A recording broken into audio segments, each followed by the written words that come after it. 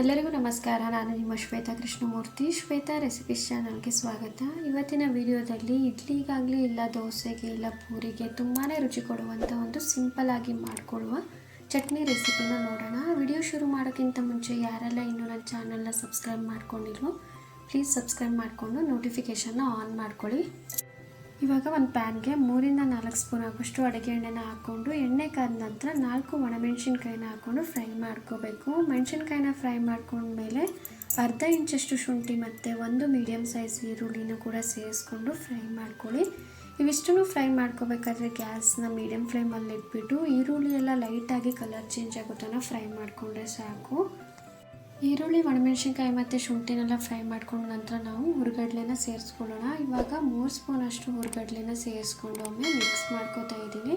ಹುರ್ಗಡ್ಲೆನ ಸೇರಿಸ್ಕೊಂಡು ನಂತರ ಜಾಸ್ತಿ ಹೊತ್ತು ಫ್ರೈ ಮಾಡ್ಕೊಳ್ಳೋ ಅವಶ್ಯಕತೆ ಇರೋದಿಲ್ಲ, ಜಸ್ಟ್ ಮಿಕ್ಸ್ ಮಾಡಿಕೊಂಡ್ರೆ ಸಾಕು. ಸಿಂಪಲ್ ಮೆಥಡಲ್ಲಿ ನಾವು ಚಟ್ನಿನ ರೆಡಿ ಮಾಡಿಕೊಂಡು ಇಡ್ಲಿ ದೋಸೆ ಇಲ್ಲ ಪೂರಿಗೆ ಇಲ್ಲ ಅಂತಂದರೆ ರೈಸ್ ಬಾತ್ ಜೊತೆಗೂ ನಾವು ತಿನ್ಬೋದು. ತುಂಬಾ ಚೆನ್ನಾಗಿರುತ್ತೆ. ನೀವು ಕೂಡ ಖಂಡಿತ ಒಮ್ಮೆ ಮನೇಲಿ ಟ್ರೈ ಮಾಡಿ ನೋಡಿ. ಹಾಗೆಯೇ ನಿಮ್ಮ ಅಭಿಪ್ರಾಯನ ಕಮೆಂಟ್ ಮೂಲಕ ತಿಳಿಸೋದನ್ನು ಮಾತ್ರ ಮರಿಬೇಡಿ. ಇವಾಗ ನಾನು ಇವಿಷ್ಟನ್ನು ಫ್ರೈ ಮಾಡ್ಕೊಂಡ ನಂತರ 1 ಕಪ್ಪಷ್ಟು ಕಾಯಿ ತುರಿನ ಸೇರಿಸ್ಕೊತಾ ಇದ್ದೀನಿ. ಹಸಿ ಕಾಯಿ ತುರಿನ ಸೇರಿಸ್ಕೊಂಡಿದ್ದೀನಿ. ಕಾಯಿ ತುರಿನ ಸೇರಿಸ್ಕೊಂಡ ನಂತರ ಗ್ಯಾಸ್ನ ಆಫ್ ಮಾಡಿಬಿಟ್ಟು ಈ ಥರ ಚೆನ್ನಾಗೊಮ್ಮೆ ಎಲ್ಲನೂ ಮಿಕ್ಸ್ ಮಾಡ್ಕೋಬೇಕಾಗುತ್ತೆ. ಚೆನ್ನಾಗಿ ಎಲ್ಲನೂ ಮಿಕ್ಸ್ ಮಾಡಿಕೊಂಡು ತಣ್ಣಗಾದ್ಮೇಲೆ ಒಂದು ಮಿಕ್ಸರ್ ಜಾರಿಗೆ ಸೇರಿಸಿ ಇದಕ್ಕೆ ಇವಾಗ ಸ್ವಲ್ಪ ನೀರು ಮತ್ತು ರುಚಿಗೆ ತಕ್ಕಷ್ಟು ಉಪ್ಪನ್ನು ಕೂಡ ಸೇರಿಸ್ಕೊಂಡು ಇದನ್ನು ರುಬ್ಕೋಬೇಕು. ಫೈನಾಗಿ ರುಬ್ಕೊಂಡು ಒಂದು ಪಾತ್ರೆಗೆ ಕೂಡ ಸೇರಿಸ್ಕೊತಾ ಇದ್ದೀನಿ. ಅದೇ ಮಿಕ್ಸರ್ ಜಾರ್ಗೆ ಸ್ವಲ್ಪ ನೀರನ್ನು ಕೂಡ ಆ್ಯಡ್ ಮಾಡಿ ಮೀಡಿಯಮ್ ಆಗಿ ಚಟ್ನಿನ ನಾನು ರೆಡಿ ಮಾಡ್ಕೊಂಡಿದ್ದೀನಿ.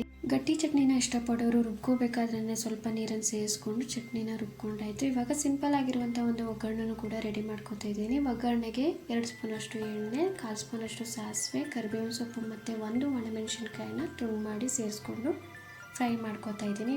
ಒಗ್ಗರಣೆನ ರೆಡಿ ಮಾಡ್ಕೊಂಡಿದ್ದಾಯಿತು. ಇವಾಗ ಇದನ್ನು ನಾವು ರುಬ್ಬಿಟ್ಕೊಂಡಿರುವಂಥ ಚಟ್ನಿಗೆ ಸೇರಿಸಿ ಒಮ್ಮೆ ಚೆನ್ನಾಗಿ ಮಿಕ್ಸ್ ಮಾಡಿಕೊಂಡ್ರೆ ತುಂಬಾ ರುಚಿಯಾಗಿರುವಂಥ ಸಿಂಪಲ್ ಮೆಥಡಲ್ಲಿ ಮಾಡಿರುವಂಥ ಇಡ್ಲಿಗಾಗಲಿ ದೋಸೆಗಾಗಲಿ ಇಲ್ಲ ಪೂರಿಗೆ ರೈಸ್ ಬಾತ್ ಜೊತೆ ತಿನ್ನೋದಕ್ಕೆ ತುಂಬಾ ರುಚಿ ಕೊಡುವಂಥ ಚಟ್ನಿ ರೆಡಿಯಾಗಿರುತ್ತೆ.